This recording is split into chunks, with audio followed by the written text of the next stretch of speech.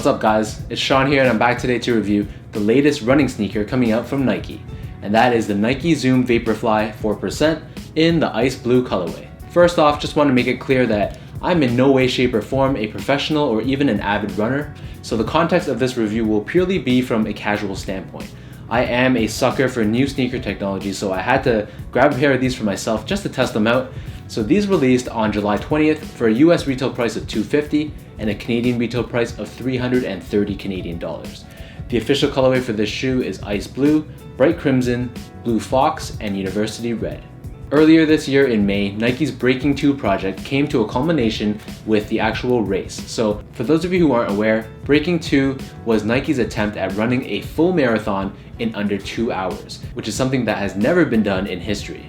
They sponsored 3 athletes to attempt to break this record and outfitted them with the Zoom Vaporfly Elite, which was basically the customized premium version of the sneaker that I'm reviewing today. So they didn't release that model to the general public. That was purely for the use of those athletes, but they did release 2 other models that were very similar, but were actually available to buy in stores. So first off, we have this one, which is the Vaporfly 4%. This one was meant to be a game day racing sneaker.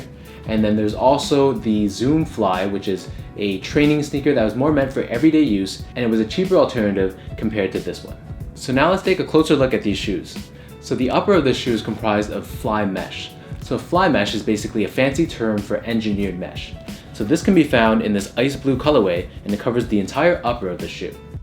This fly mesh is very lightweight, very strong, and it is very breathable. Along this midfoot area, and especially around the toe box, there are these large perforations that increases the overall airflow for this shoe. Starting at the lateral side of the toe box, there's this very large Nike swoosh done in this blue fox color, and then there's a smaller version on the medial side. The laces on these shoes are done in a flat style, but they're done in a combination of both ice blue and blue fox.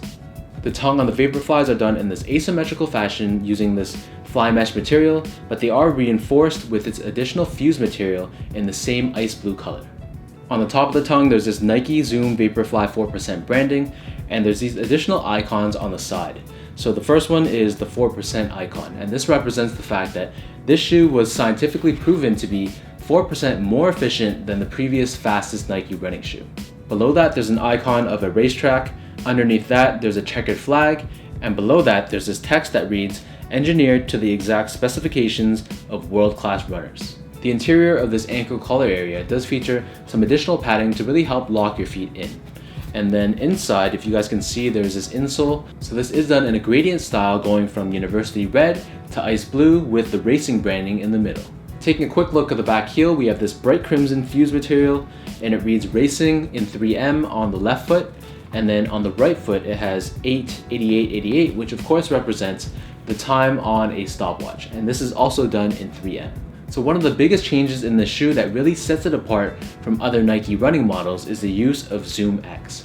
So ZoomX is the foam cushioning system that's found within the shoe. It's different from Air Max, it's different from Zoom Air. It truly is in a class of its own. So ZoomX, according to Nike, is a more cushioned, it's a more lightweight, and a much more responsive foam technology. And this ZoomX is implemented in the shoe in 2 layers. So this first half can be found on this upper portion of the midsole done in this bright crimson color, and then this eventually fades away to white. There's also a sharp black line that runs along the upper half of the ZoomX foam, and this can be found on both sides of the shoe. Separating the top half of ZoomX from the bottom is a carbon fiber plate that is curved in such a way that it gives the shoe its natural shape. So as you guys can see, around this forefoot area, the shoe kind of slopes upwards, and this is the doing of the carbon fiber plate. From a performance standpoint, this curved carbon fiber plate is really supposed to help propel the runners forward. And then underneath this carbon fiber plate is another layer of ZoomX foam. Towards the back, the ZoomX foam actually tapers off to a point, and then there is this additional branding on the medial side. In case you haven't noticed, the ZoomX foam is already creased and crumpled right out of the box. So this wasn't because of the fact that I ran a marathon and it became like this. This was already the case right when I bought them brand new. Taking a look at the bottom of the shoe, the forefoot is covered in this black rubber, and then there's additional rubber reinforcements along the back heel. And then scattered throughout the entire outsole are these oddly shaped hexagons. In terms of sizing, these do run a little bit big, so I went a half size down to a size 10. Because the fly mesh used on the upper is so thin and there is no additional padding around the shoe except for around the ankle collar area, this allows you to go a half size down rather comfortably.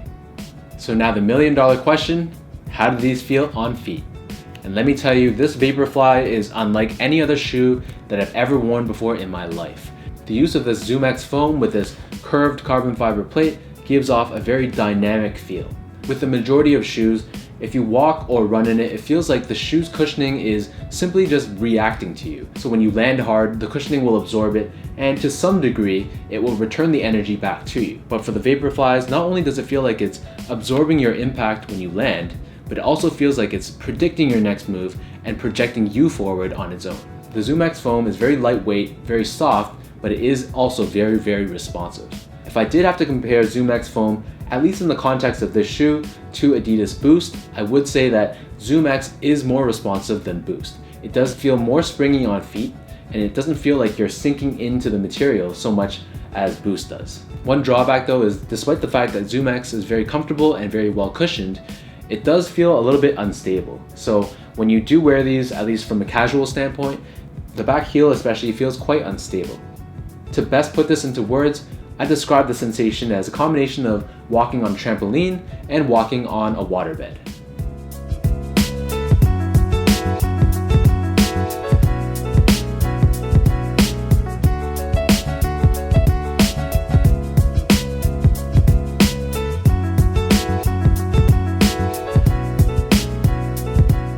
So now I'll give you guys a look at how these Vaporfly 4% look on feet.